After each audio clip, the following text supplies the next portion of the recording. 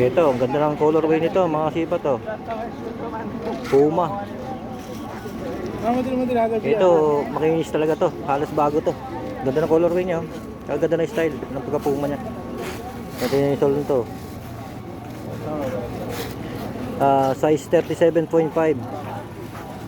Ang size niya. Yan, ang ganda nito. Nakikita niyo bagong-bago pa. Yan, di ba? Ganda ng pormahan nito. Problema lang, walang nakakuha. Ito, may ano dito, lakos.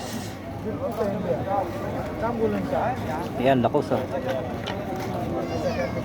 Maganda pa. Ito, yung nakita natin last Friday, na Jordan, kumbata. Tingin pa tayo. Ito, ganda rin dito.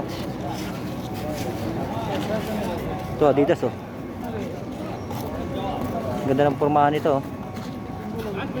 Tingnan nyo yung sole nito, mga kasipat, ang kinis, halos di nagamit. Ayan, ganda ng porma niya. Pumorma talaga. Yan, meron siyang Calvin Klein. Yan, Calvin Klein, yan, marami siyang mga gaganda. Yun, may mga nakabalot pa siya doon, puro Puma, Mga maganda yung nakapabalot niya, yun, Puma na yan. Di ba? Pinaano na siguro yan, pinareserba. Babalikan na lang siguro yan ng bibili.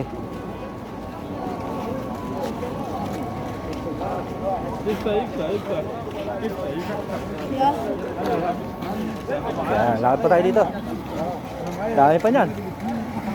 Dito muna tayo sa right side ng mga sapatusan.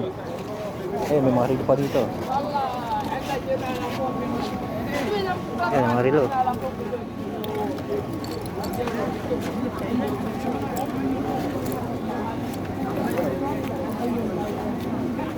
Yan, wait.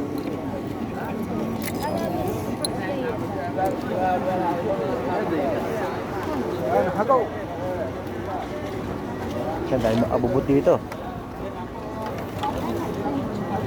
Yan, dahil sapatos dito, haba pa nito, mga kasipat. Yan, dahil ginagawa natin, pinuputol-putol natin yung video natin, mga kasipat. Para next video makikita niyo yung mga kartong. Yan, on cloud, ang laki, Essential, laki. Yung terno nyo.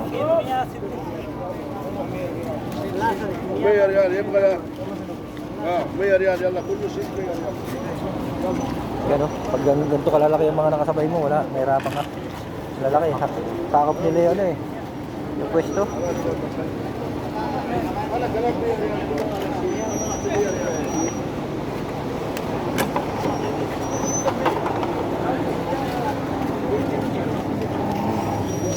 Lalaki ng mga niya, size ng sapatos niya.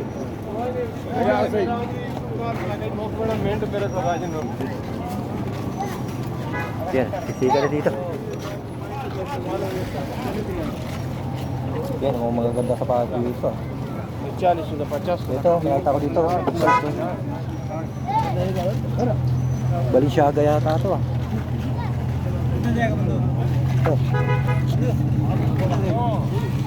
Ito, Balenciaga nga, Tingnan niyo, gandang Balenciaga nito, Yayamanin talaga dito. Yan, ganda pa ng pagka-leather niya. Yan, Balenciaga. Ganda.